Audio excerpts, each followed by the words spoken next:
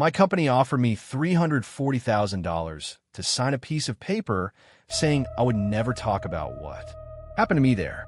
I signed it. Then I talked anyway. Here's what they didn't put in the NDA. 7 years. That's how long I worked for this company. I'm not going to tell you my name or the name of the company. Not because of the NDA, but because what happened to me happens everywhere, every day, to people who don't know they have options. I was a project manager. Good at my job. I have the performance reviews to prove it. 6 years of exceeds expectations, a promotion in year 4, and a team that actually liked working with me. Then we got a new regional director. His name was Greg. Greg had a type, and I wasn't it. Within 4 months of Greg taking over, 3 things happened. I was passed over for a senior role I've been told was mine. My projects were reassigned to a colleague. Male, 2 years less experience.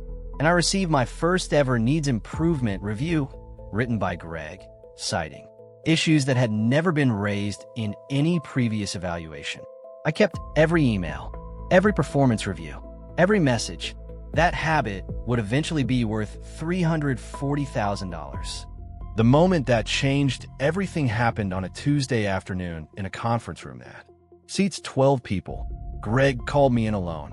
He told me, and I'm going to quote him as accurately as I can, that I had a presence problem, that certain stakeholders found me difficult to read, that he thought I might be more comfortable in a role with less visibility. I asked him to put that in writing. He laughed. He said that's not how these conversations work. I said, I understand. Thank you for your time. And I walked out. In the elevator, I typed out everything he had said on my phone, word for word with a timestamp. I sent it to my personal email. Then I called an employment attorney. Her name was Patricia. She had been doing employment law for 19 years. I laid out everything. The timeline, the reviews, the reassignments, the conference room. Conversation. I showed her the emails, the before and after. 6 years of one story, then 4 months of a completely different story that started the moment Greg arrived. She asked me one question. Did anything change about your work between year 6 and year 7?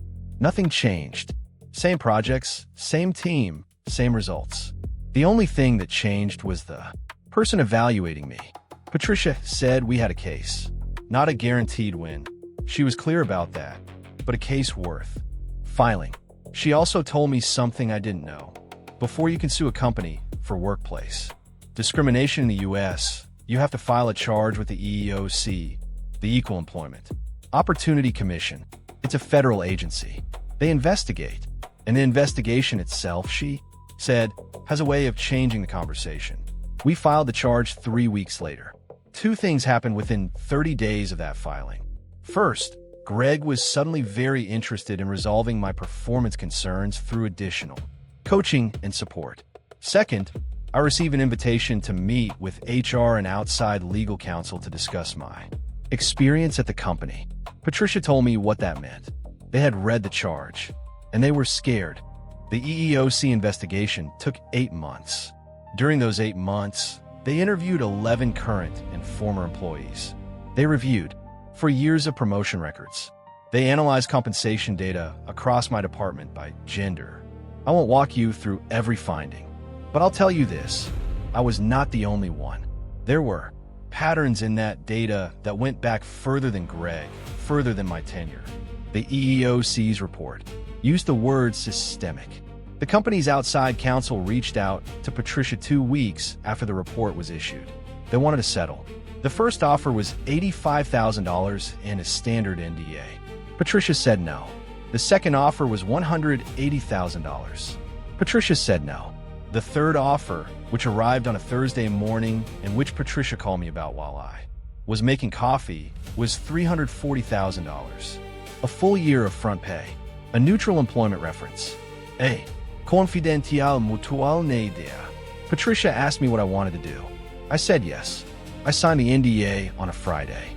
I was required to keep the settlement amount confidential, the details of the investigation confidential, and the names of the individuals involved confidential.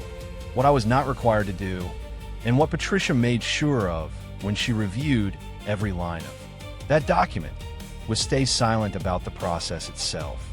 The EEOC, the charge, the fact that a federal investigation found systemic patterns. None of that was in the NDA. Greg was let go 14 months after I left. The official reason was restructuring. I know what it actually was, because 2 of the 11 people the EEOC interviewed still work there and still talk to me. Here's what I want you to take from this. The EEOC exists, is free to use. Filing a charge costs you nothing but time and documentation. And if you have been keeping records, the documentation is already there. Most people don't file because they don't know the process exists, or because they're afraid of retaliation, or because they assume the company's lawyers will make it disappear.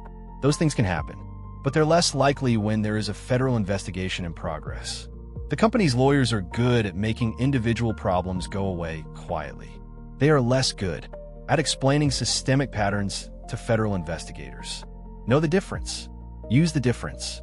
I took that $340,000 and did 3 things with it. I paid off my student loans, I started my own consulting practice, and I set aside 6 months of expenses so I would never again be in a position where I needed any employer badly enough to stay silent. That last part mattered most. If you're in something like this right now, if you've been told your performance suddenly declined, the moment someone new walked in, if you've been passed over in ways that don't add up, the link to the EEOC's charge filing process is in the description. It costs nothing to read it. I'm your narrator. This has been Ousted Diaries. Subscribe if you want more stories like this one, because the people who assume your silence is permanent are always surprised when it isn't.